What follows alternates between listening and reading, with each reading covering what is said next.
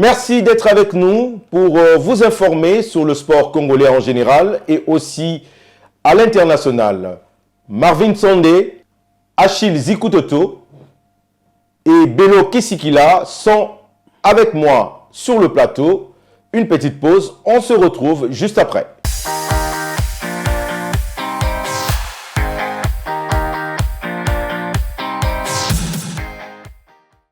Voilà, messieurs, bonjour et bienvenue sur le plateau. Bonjour, Francis. Et c'est toujours un plaisir pour moi d'avoir votre expertise sur ce plateau pour édifier, en tout cas, le peuple congolais sur le sport. Nous allons donc ouvrir ce MAC des sports avec les arts martiaux où la Fédération congolaise de Jiu-Jitsu a vu sa suspension de 8 ans être levée par le CNOX. Les détails dans ce reportage. Suivez.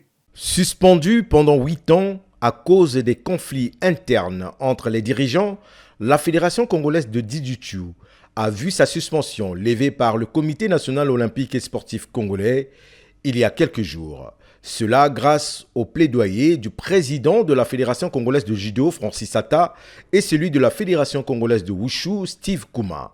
Le dimanche 22 mars, au gymnase Nicoloba, tous les grands maîtres, ceinture noire et élèves se sont retrouvés pour une séance collective afin de célébrer cette levée de sanctions. Les pratiquants de Jiu-Jitsu remercient le ministre des Sports et le Comité national olympique et sportif congolais pour avoir réhabilité leur fédération après 8 ans de suspension. Aujourd'hui, nous avons l'immense plaisir de vous annoncer officiellement que suite aux démarches multiformes menées par le président Nel Francis Atta et le président Steve Kuma, respectivement président de la Fédération congolaise de judo et discipline associée et le président de la Fédération congolaise de Wushu, le comité olympique a décidé de lever la sanction qui pesait sur notre fédération. Cette décision marque la fin d'une crise et le début d'une nouvelle ère pour notre discipline.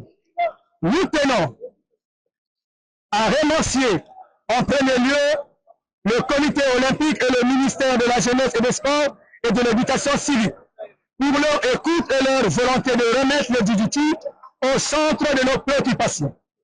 Nous remercions également les clubs et l'ensemble des acteurs de Jiu-Jitsu qui ont fait preuve de patience, de responsabilité et de résilience durant cette période de suspension.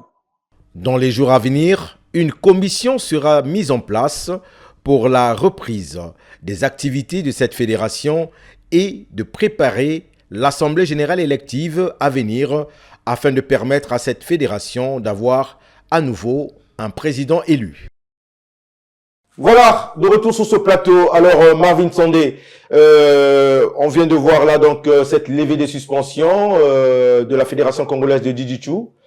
Comment tu réagis toi par rapport à cette levée des sanctions? Ce qui est sûr, c'est que la levée de cette sanction n'est pas venue du ciel, hein. Il y a certainement eu des gens qui se sont engagés de façon à ce que le Jiu-Jitsu, en tout cas, puisse un peu redémarrer, parce que après 8 ans de suspension, il a donc fallu une diplomatie, on va dire sportive, de la part justement du président de cette fédération, et aussi qui a été épaulé par Monsieur Atta. Donc, sans cela qu'il est important d'avoir des dirigeants qui se battent aussi, qui ont l'amour de la discipline qu'ils représentent et qu'ils défendent.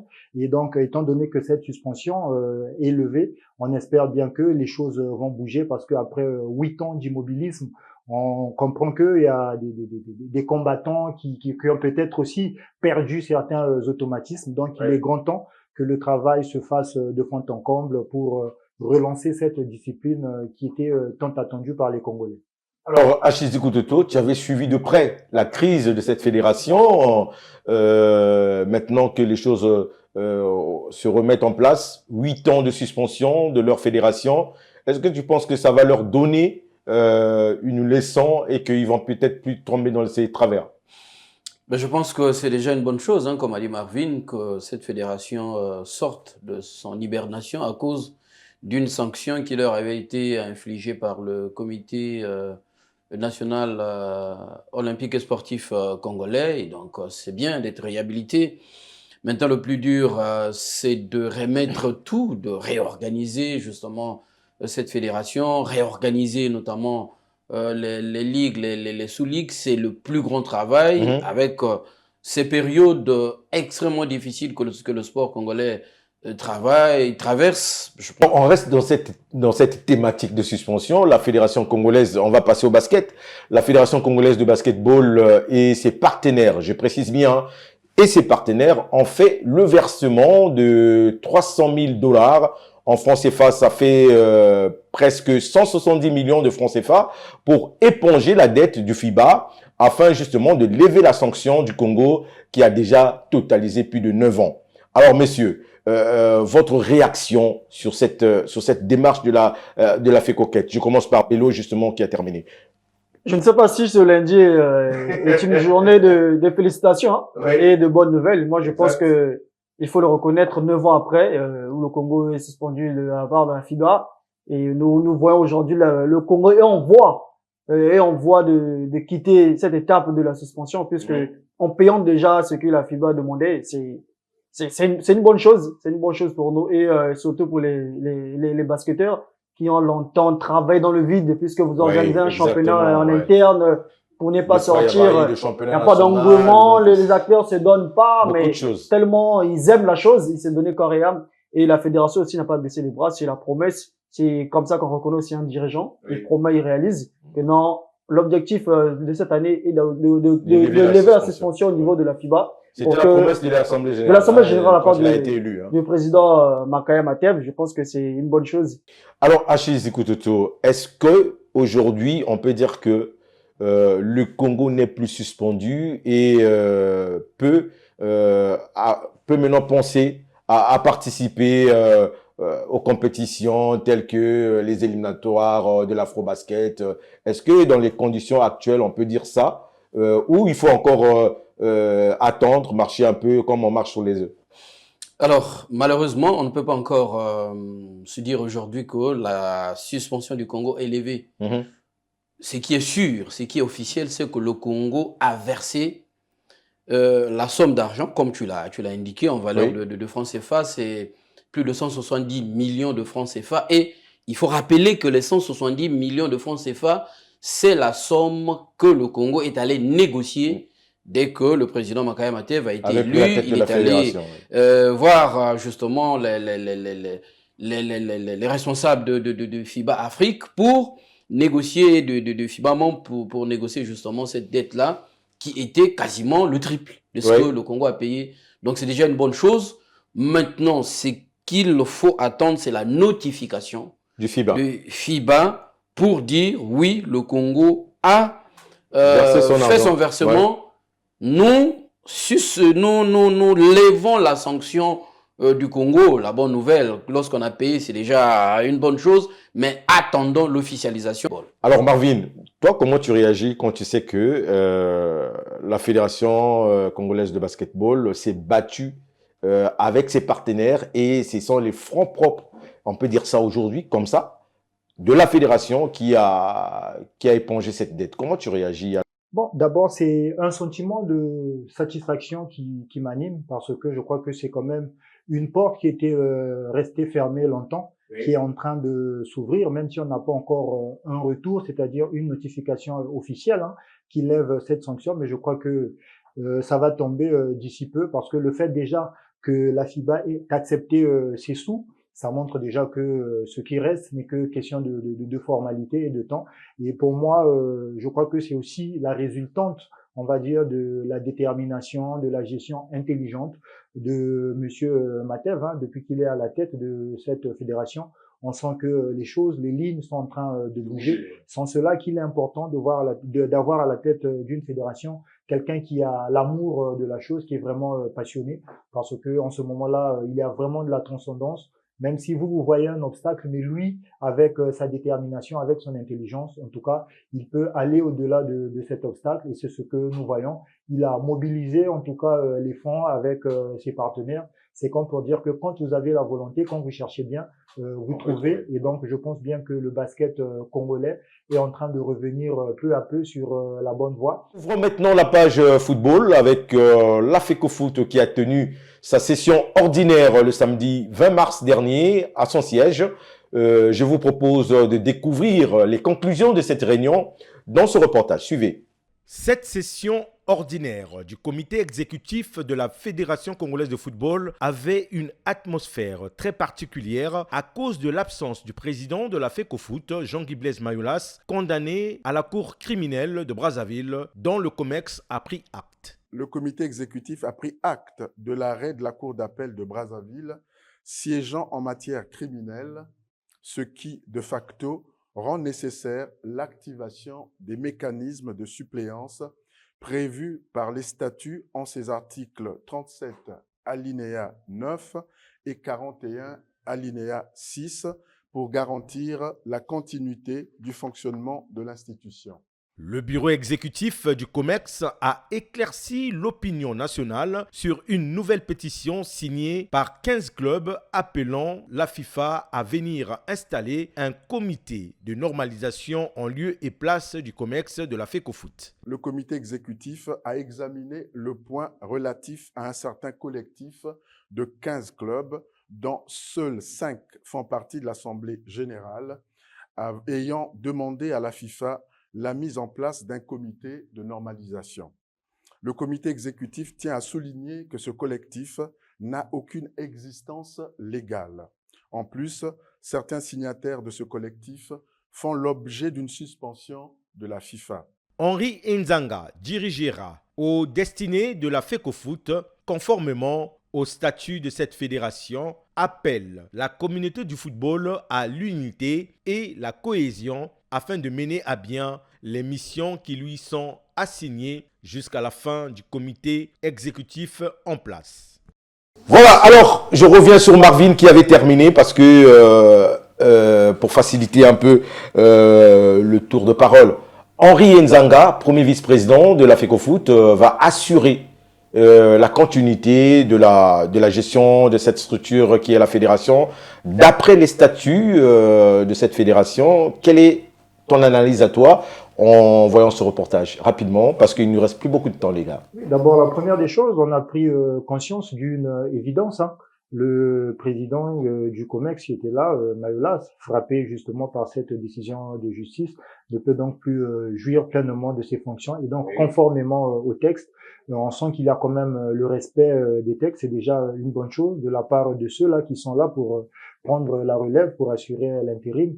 Maintenant, ce que nous souhaitons, c'est que l'on puisse mettre en avant les priorités du football congolais, tuer l'ego, tirer les leçons justement de toutes ces mésaventures que l'on a connues, qui nous ont conduit justement à cette étape, parce que notre football, il souffre depuis un bon moment. On a besoin des personnes intègres. Donc ceux qui sont là doivent comprendre qu'ils ont une lourde responsabilité, celle de conduire le football congolais à bon port et de sauver tout ce qui peut être sauvé, parce que nous sommes déjà du mauvais côté de l'histoire pour le moment. Alors Rachid Zikutoto, une nouvelle pétition signée par certains dirigeants de clubs suspendus par la CAF et aussi par la FIFA, troisième, deuxième, première division, ont déposé justement cette pétition à la Fédération congolaise de football avant la tenue de cette session le samedi, car ils estiment que le bureau est irrégulier.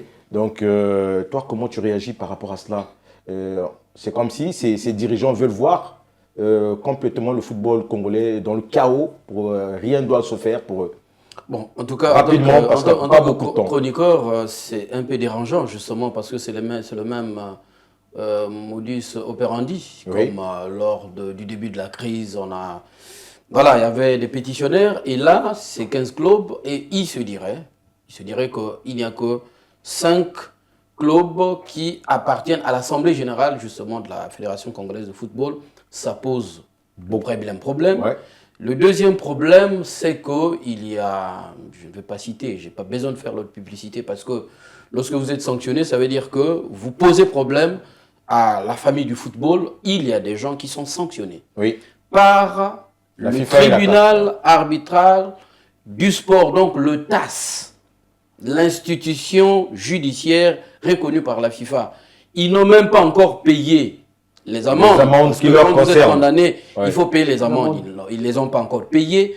Les mêmes personnes sont sanctionnées par la FIFA. Ce sont ces personnes-là dont les noms se retrouvent sur Sur la cette pétition pétition. adressée à Gianni Infantino, président de la Fédération internationale de football, association, pour venir mettre Une commission en place. un comité de normalisation. Dernièrement, on avait expliqué les conditions. Exactement. Comment on peut mettre la Aujourd'hui, le normalisation Congolais sur la lambda place sait de comment ça faire. se passe maintenant. Et donc, c'est des farces simplement pour divertir justement un peu les adeptes du football. Et lorsque on Rapidement, on Achille, se on n'a pas focalise beaucoup sur de le temps. fait que quelqu'un qui est sanctionné par la FIFA, qui écrit encore au président de la FIFA, ça veut clairement dire pour ceux qui ont la petite compréhension comme nous là, ça veut dire que ces personnes-là ont la mission que le football congolais soit sanctionné. Voilà. Oui, lorsqu'on avait été sanctionné dernièrement, Et pour eux, pour les gens, la levée de cette sanction-là, de ces sanctions-là, oui. ne les arrangeait pas. Donc, quand quelqu'un qui est sanctionné par la FIFA écrit à la FIFA, c'est clair qu'on veut donner les arguments à la FIFA pour sanctionner le Congo. Alors, Bello, au sorti de tout ça, de cette session, que retiens-tu? Est-ce que peut-on s'attendre à un autre passage en force de ce collectif qui est toujours d'ailleurs piloté par certains dirigeants, hein, qui étaient aussi dans l'autre pétition, qui tirent un peu les ficelles dans le noir pour essayer de s'aimer le chaos? Qu'est-ce que tu retiens? Rapidement. Ça fait très mal quand je suis sur cette antenne que je parle de ce collectif, les présidents des clubs qui s'adressent à la FIFA, ces mêmes personnes qui se sont corrompus entre eux en essayant de dénoncer que non, comme ça, j'ai signé à la place des autres. Et les mêmes présidents nous ont conduit à la sanction. Si on est aujourd'hui 2 ans sans football, c'est à cause d'eux. Et les mêmes écrivent encore à la FIFA pour demander la normalisation, je ne sais pas par quel mécanisme. Et comme vient de dire Achille, il y a des suspendus qui écrivent encore à la FIFA. Je ne sais pas qu'est-ce qu'eux ils comprennent par être suspendus. Comment ils définissent ça pour quand je suis suspendu quelque part, je m'adresse encore à eux, à la personne qui m'a suspendu. Qui m'a suspendu pour demander quelque chose, je ne sais pas comment ils se comportent. Et pire encore est de savoir que nous voulons un peu écarter l'ego au football. Nous voulons l'unité, nous voulons un peu le rayonnement du football congolais. Nous voulons revivre le ballon puisse revivre, retourner sur la pelouse. On est passé par la justice, on attend la continuité de l'Afrique au foot qui est d'ailleurs actée par le comité exécutif.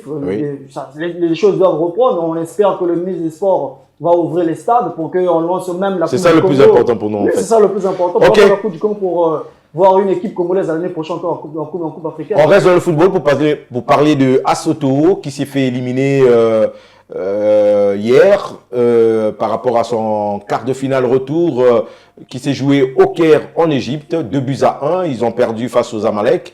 Rapidement, on fait le tour de table. Comment vous appréciez cette élimination? Bello, rapidement. Je n'ai pas grand chose à dire sur Assoto. D'abord, félicitations aux joueurs, au staff technique et la coordination de cette équipe, puisque l'équipe avait vite compris qu'il n'y aurait pas de championnat au Congo. Il fallait un peu faire avec ses propres moyens, parce qu'il faut dire de début jusqu'à la fin, là, Soto n'a jamais été accompagné par l'État congolais. Oui. Et arrivant en quart de finale pour être éliminé par Zamalek avec un but d'écart, je pense que c'est à féliciter. Je n'ai pas grand chose à reprocher au Théo. Mais malgré la défaite, on dit toujours la défaite est orpheline maintenant, la défaite de Théo a 1000 paires. Ça, il faut le reconnaître. Ce Théo a dignement honoré le Congo et il mérite nos acclamations. Achille Toto, ils sont sortis par la grande porte, tu penses? Tout à fait, ils sortent par la grande porte parce que c'est quand même le Zamalek. Le Zamalek, justement, où ils partent les titiller à domicile au Caire en faisant... Ils ont quand même fait douter cette équipe en inscrivant ce but à l'extérieur. Ils perdent un but contre 2. Voilà, ils sont éliminés. C'est la mauvaise information, mais sinon, c'est la fierté de voir qu'il y a un club qui est allé faire les miracles. Oui. J'ai été très satisfait lorsque je suivis un collègue commentateur sur une chaîne câblée qui a dit c'est des miracles que cette équipe, c'est ce que nous avons l'habitude de dire ici, une équipe au sein de son championnat, il n'y a pas de match, donc c'est féliciter le président général, Raoul Ominga, féliciter le président de la section football, Moholangue qui était vraiment Au au four au four au moulin, moulin, Sekou Sek qui a su donner une âme à cette équipe-là, qui a donné de la motivation à la place de ce qui pouvait être la frustration par le manque de championnat. Et coup de chapeau à tous les joueurs justement qui ont participé à cette campagne. Marvin, ton avis à toi? Comment tu trouves cette élimination? En tout cas, l'élimination en soi, elle ne me dérange pas parce que dans le contexte qui est le nôtre, 2 ans sans championnat, avoir une équipe qui arrive au niveau des quarts de finale de la Coupe de la CAF, c'est plus qu'un miracle. Donc, pendant que sur le plan national, il n'y a rien, mais Otoyo a pu écrire l'une des plus belles lignes de notre football sur la scène continentale. Donc, je pense que beaucoup d'admiration pour cette équipe par rapport justement à leur courage, à leur abnégation et surtout pour le leadership éclairé des dirigeants de ce club dont la connexion a été vraiment très positive avec le staff technique et le staff technique aussi a su insuffler son savoir aux joueurs, les joueurs qui ont répondu présents par leur amour de la chose aussi parce que ayant compris que sur le plan national il n'y a rien, toutes les énergies ont été justement mise à profit sur la scène continentale. C'est ce qui a permis à Otoyo, en tout cas, de vivre, de maintenir allumée la flamme du Congo jusqu'au niveau des quarts de finale. Donc, leur sortie, je crois que pour moi, reste plutôt leur élimination, à défaut de faire mal. Je crois que c'est quelque chose qui reste quand même un motif de satisfaction parce que personne ne les attendait à cette étape. Une fois de plus, chapeau bas à cette équipe et à toutes les entités composantes de cette équipe. Nous passons maintenant à notre page internationale et c'est par là aussi que nous allons boucler cette émission. Et cette page internationale sera consacrée donc à l'affaire du Sénégal. Mais avant de faire le débat sur le plateau, je vous propose d'abord de suivre cet élément. C'est donc l'avocat de Djibouti qui devait prendre part à cette commission qui a donné l'avis favorable au Maroc. Et on le suit et après on revient pour le débat. Suivez. Robert Jama, je suis avocat et je suis membre du jury d'appel de la Commission africaine de football. Mon nom circule sur Internet, comme quoi j'aurais participé à la prise de décision qui avait condamné l'équipe du Sénégal par un match forfait. Je tenais à préciser que je n'ai pas participé à cette audience, à cette commission qui a siégé et qui a statué sur le forfait qui a été déclaré à l'équipe du Sénégal. Mais je tenais à préciser et à dire à tout le monde que je n'ai pas participé à cette commission. Merci. Je voudrais apporter quelques éclaircissements sur la décision qui a été prise par la CAF, par la commission d'appel de la CAF. Je voudrais, en tant que président de la Fédération djiboutienne de football, confirmer ici que la République de Djibouti n'est nullement concernée, car notre représentant au niveau de cette commission n'a pas été convoqué ni participé à cette réunion. Je commence donc par Marvin.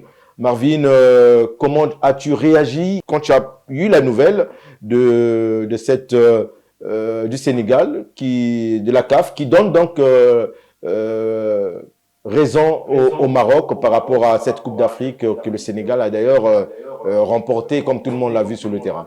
Dadé, incompréhension et je vais dire, consternation, parce que vous savez que c'est vrai que c'est une décision de justice qui peut toutefois aussi être démontée. Donc, pour le moment, moi je pense bien que c'est d'abord une situation qui vient vraiment ternir l'image de notre football, ça vient jeter de l'opprobre sur notre football qui est en train de traverser, je vais dire, l'une de ces crises les plus importantes. Parce que vous savez qu'après une finale qui s'est déroulée il y a 2 mois, tous nous avons vu, nous savons comment est-ce que ça s'est terminé. Et aujourd'hui, que l'on dise que voilà, c'est le Maroc qui doit récupérer le titre, moi, ça me laisse un peu, je dirais, ça me laisse un peu un goût amer. Ça vient une fois de plus, en tout cas, faire réfléchir sur comment on doit gérer notre football. Et la vraie question que moi je me pose aussi, à la place du Maroc, si c'était une autre équipe, est-ce qu'on en serait arrivé là? Point d'interrogation. C'est certainement aussi, quelque part, le poids du Maroc sur la scène continentale. Qui et surtout à la CAF. Qui est en train de faire plier, justement, certains cadres de la CAF. Je ne dis pas qu'il y a des bras longs qui sont en train de tirer sur des ficelles, mais en tout cas, ça ressemble un peu à ça. Ça ressemble un peu à ça. C'est regrettable, c'est triste. Parce que quand on voit un peu la beauté qu'il y a eu durant cette finale, aujourd'hui que l'on nous dise que c'est le Maroc qui est champion. Donc pour moi, même les Marocains eux-mêmes, je crois qu'au fond d'eux, ils doivent se gêner. Ce titre n'a vraiment pas un bon goût. Ça n'a pas un bon goût. Il y a certains joueurs qui ne seraient pas prêts à accepter cela, mais je crois que dans l'esprit collectif des Africains, on gardera en tête que c'est le Sénégal qui est champion parce que rien ne va effacer, rien ne va enlever cela.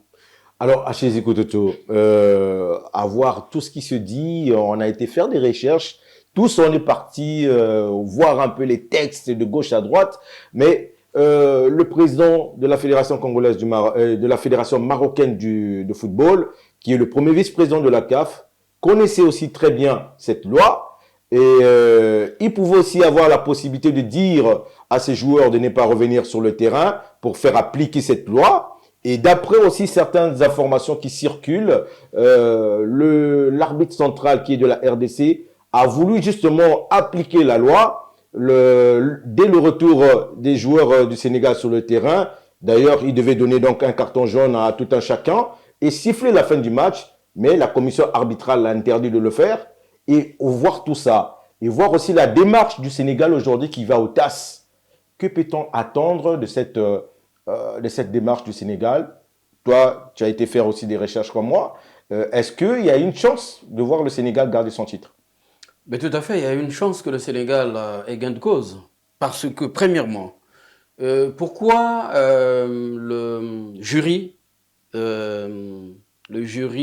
d'appel, le jury d'appel, c'est la dernière juridiction de la CAF. Parce que il y a d'abord eu la sentence du jury disciplinaire qui est effectivement à sanctionner les sélectionneurs du Sénégal, certains joueurs sénégalais et même certains joueurs aussi marocains. Oui. Et le Maroc, ce qui est curieux, c'est que le Maroc introduit sa requête pour bouder les sanctions qui seraient pas, on va dire, lourdes concernant le Sénégal. Donc, c'est ça la demande du Maroc. La grosse surprise, c'est que le jury d'appel, au lieu de statuer que sur la demande du Maroc, en ce moment-là, il a changé au-delà pour destituer justement le Sénégal en s'appuyant sur les articles 82 et 84 du code disciplinaire de la CAF. On ne va pas les rappeler ici. Hein, ça nous prendra beaucoup de temps. On va concerne justement les forfaits, une équipe qui sortirait du terrain sans l'ordre justement de l'arbitre. Mais lorsqu'on suit ce match-là, déjà, tous les joueurs sénégalais ne sont pas allés. Oui, ne sont pas allés dans les vestiaires. Ça, c'est la première information. La deuxième, c'est que lorsque une équipe sort du stade, il enfreint justement à l'article 82 et 84. Logiquement, ce que l'arbitre devait faire. C'est ce que je viens de dire. C'était ce que tu as dit au retour. Tous ceux qui étaient allés dans les vestiaires devaient écoper des cartons le petit biscuit, comme on dit. Et puis, le gars sifflait la fin du match. Or, la commission arbitrale, certainement, je peux le dire avec justement avec un peu de retenue en connaissance de cause, que certainement sur l'influence des tierces, et bien encore à ce terme de la FIFA, sur l'influence des tierces, la commission arbitrale aurait interdit, puisque c'est Jean-Jacques Ndala, l'arbitre central, aurait interdit à l'arbitre central interdit qu'il arrêta le match. En ce moment, l'arbitre lui-même s'est rendu coupable de ne pas mettre en pratique l'article justement la réglementation en vigueur et en sifflant la fin. Parce que, en fait, c'est le penalty du Maroc. Certainement, la commission arbitrale s'est dit, comme ils ont un penalty, ils peuvent gagner correctement à 100%. C'est là tout le piège. Et en sifflant la fin du match après le but de Sénégal et tout ça, de Pape Gueye, il clôt le débat. Et selon les règles de l'IFAB. L'IFAB, c'est elle qui institue toutes les règles du football. La FIFA s'inspire de l'IFAB. Oui. En son article 5, concernant l'arbitre. L'arbitre est le maître de jeu et c'est lui qui doit mettre en application toutes les règles du jeu. Les règles du jeu, oui. Et donc, c'est lui le vrai patron, en fait, sur un match. Par ailleurs, au TAS, toute décision sur l'issue du match sanctionnée par le coup de sifflet final, ce résultat reste inchangé. C'est ce que dit le TAS, là où effectivement le Sénégal est parti faire justement son recours. Et donc, je pense que après toute cette honte, l'Afrique reviendra justement, en fait, le Sénégal, disons, devra garder son titre et puis, mais malheureusement, il va rester cette tâche indélébile de toutes ces embrouilles. Alors, Bello, au vu de tout ce qu'Achille vient d'expliquer, toi, comment tu as réagi par rapport à cette démarche du Maroc? Parce que on sait que c'est, bon, étant ancien sportif de haut niveau, gagner un titre comme ça reste à travers la gorge. Vous savez, Dadier, c'est juste après le match Manchester City et Real Madrid. Oui. J'ai su l'information sur les chaînes que non, le Sénégal a vu son titre être retiré par la CAF et le Maroc sacré champion. Et qui était le premier Marocain à célébrer cette décision? Brahim Diaz. Pendant un match, je crois. Pendant un match, Real City. Oui, Real City. Le jeune Petarque. Oui. Étant Petarque qui lui célèbre. Mais moi, mon humble avis, je pense que la décision de la CAF reste pour moi linéaire et c'est une décision politico-sportive. Oui. Puisque ça n'a rien à voir avec le football. On sait tous que la Coupe d'Afrique du Maroc, côté organisation, je pense que c'est parmi les meilleures Coupes d'Afrique en termes d'image, vous voyez le contenu. Mais le fond, il y a eu, à mon humble avis, il y a eu beaucoup d'erreurs d'arbitrage qui a vraiment entaché cette compétition de la CAN. D'où encore la finale où l'arbitre Jean-Jacques Ndala a été mis en difficulté. En difficulté, oui. Très en difficulté. Beaucoup en difficulté, oui. Même si on prenait un Colina ou un Cooper, on mettait à sa place, il serait en difficulté puisque il n'y a pas que l'arbitre central dans un match. Il y a le deuxième, le troisième, le commissaire de match. Aujourd'hui, on est l'arbitre en VAR, il y a les assistants. Prendre une décision ne revient pas seulement à l'arbitre central du match. Il va d'abord consulter le commissaire, il va consulter les autres. Qu'est-ce qu'on doit faire à l'heure actuelle? Et c'est ce qu'a fait M. Jean-Jacques Ndala en partant de touche des arbitres. Et au retour, il était conscient que non, le Sénégal en ferait au règlement déjà. Il fallait arrêter le match. Exact. Mais il y avait encore l'enjeu. Le penalty en faveur des Marocains. Puisque si le Maroc a marqué ce penalty, le match était fini. Le match était fini. Il restait que 2 secondes. Hein. Qu'est-ce qu'il fallait faire? Arrêter le match, le Sénégal perdait par forfait, c'était dangereux. Ou encore, laisser le penalty au Marocain. Si le Marocain ratait le penalty, c'était aussi dangereux. Oui. Donc, moi, à mon avis, peu importe les décisions de cette finale, l'arbitre a fait son taf. Il faut toujours contester. Puisque si on partait au tir au but, que le Sénégal gagnait, les Marocains devaient aller dire toujours l'article 82, 83, que la CAF maîtrise mieux que les Marocains. Exact. Parce que Fawzi Lekja, c'était l'homme le plus dessus. Il faut le dire, l'opposant royal marocain de football. Et est un homme influent aussi du football africain aujourd'hui, qui est contre certaines décisions. Mais après cette décision, vu les sorties médiatiques de certains présidents des fédérations, qui sont d'ailleurs membres du comité d'exécutif de la CAF, ça prouve qu'il y a un malaise. Le football africain, il y a un grand malaise. Dans l'instance qui est la CAF, n'est plus apolitique. Je pense que la CAF est politisée, s'il faut le dire ainsi, puisque nous sommes des Africains. C'est pas de la discrimination. Depuis le départ de Issa Yatou à la tête de cette fédération, de la CAF, il n'y a que du tâtonnement. On a vu Ahmad arriver. Après Issa Yatou, il y a eu d'abord Costa Omari, le RDC, Ahmad arrivé avec le Chan. Motiepe est venu en investissant beaucoup d'argent, mais en écartant certaines compétitions dans le Chan, qui mettait en lumière le football africain. Oui, et, surtout les joueurs locaux. 4 ans, ouais. 4 ans, la CAN qui peut... Juste pour s'aligner sur voilà, l'UEFA ou sur le volonté de la FIFA. Des décisions la Ligue qui des ne... Nations africaines pour être même lié que l'UEFA à la Ligue des Nations européennes.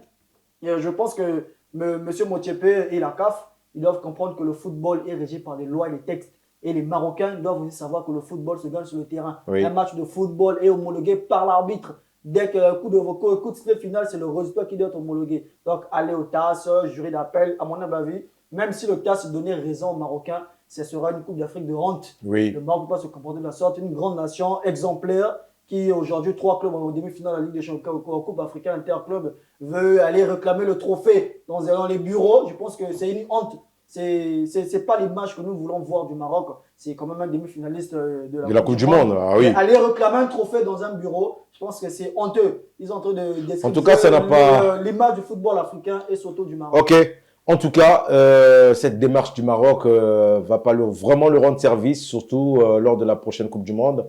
Et ça risque d'être vraiment pas terrible pour l'image du Maroc. Mais car cela ne tienne, on attend la suite de ce dénouement et on espère que les choses iront de mieux en mieux pour le football africain et que le ballon va reprendre ses droits. Nous allons terminer par là, messieurs. On peut toujours y revenir le lundi prochain parce que le sujet est chaud. D'ici là, peut-être qu'il y aura du mouvement du côté du TAS. En tout cas, merci, messieurs, d'avoir été là. C'était un plaisir de vous avoir, comme je l'ai dit au début de l'émission. C'est par là que nous mettons fin à cette émission. Merci de nous avoir suivis. Au revoir et bonne suite de programme avec Vox TV.